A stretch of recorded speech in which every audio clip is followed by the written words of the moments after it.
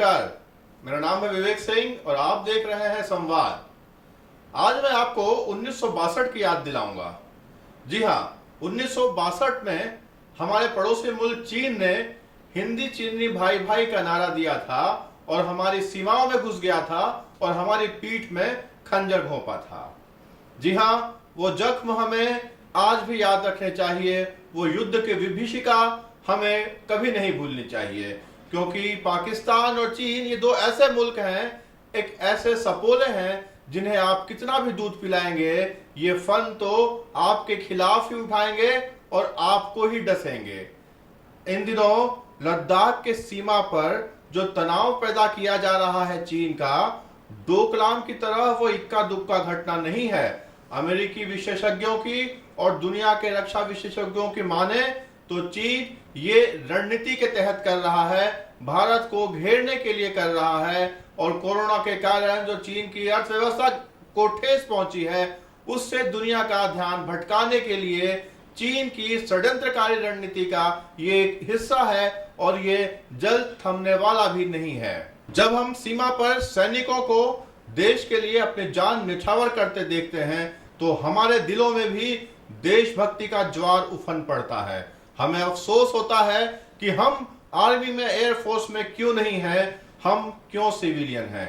मगर सिविलियन होने के साथ साथ में हम उन सैनिकों के साथ खड़े हो सकते हैं, उन सैनिकों के साथ कंधे से कंधा मिलाकर देश की सीमा पर हम अपनी सशस्त्र सेना को मदद पहुंचा सकते हैं। जी हाँ, बुलेट से नहीं मगर वॉलेट से।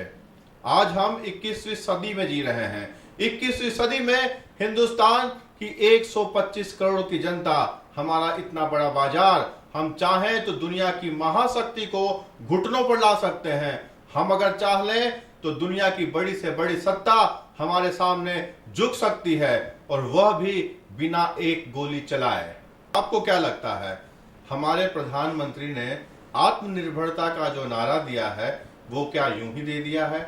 जी नहीं, इस नारे के पीछे एक विजन है। और देखिए, टाइमिंग को देखिए, वह देश के प्रधानमंत्री हैं।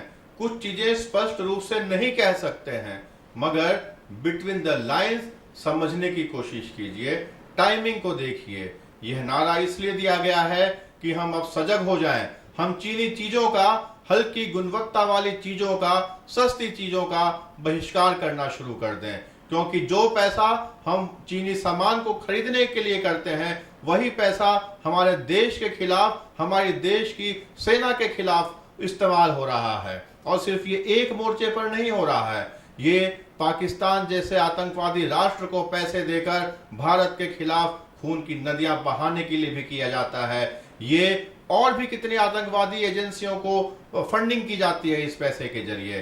तो अब हमें जवाब देना है अपने वॉलेट से और हमें चीनी चीजों का बहिष्कार करना होगा, तभी हम लड़ पाएंगे चीन की षड्यंत्रकारी नीतियों के खिलाफ।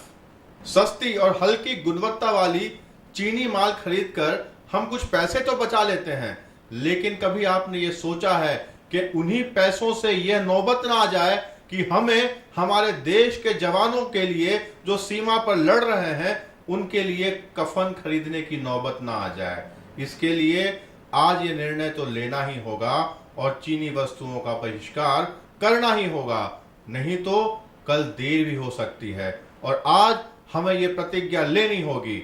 मैं अपने धर्म और ईश्वर को साक्षी मानकर आज ये प्रतिज्ञा लेता हूं कि मैं आज से सभी चीनी वस्तुओं का, सभी चीनी हार्डवेयर और सॉफ्टवेयर का बहिष्कार करता हूं। मैं ये प्रतिज्ञा लेता हूं कि मैं अपने जानने वालों में से 5 लोगों से ये प्रतिज्ञा करवाऊंगा, कम से कम 5 लोगों से ये प्रतिज्ञा करवाऊंगा कि चीनी वस्तुओं का बहिष्कार वह भी करें। इस तरह से कारवां बनता चला जाएगा। आप कभी ये मत सोचिए कि आपके अकेले निर्णय से क्या होगा। आप अकेले निर्णय करेंगे तो कारवां धीरे धीरे आगे बढ़ता चला जाएगा और चोट पहुंचेगी उस चीनी ड्रैगन को। तो हमें आज इस प्रतिज्ञा को दोहराना है और हमें इस प्रतिज्ञा को आगे लेके जाना है। हम संवाद में इस पर आपको हमेशा अवगत कराते रहेंगे, हर पहलू से अवगत कराते रहेंगे। तब तक के लिए नमस्कार, जय हिंद।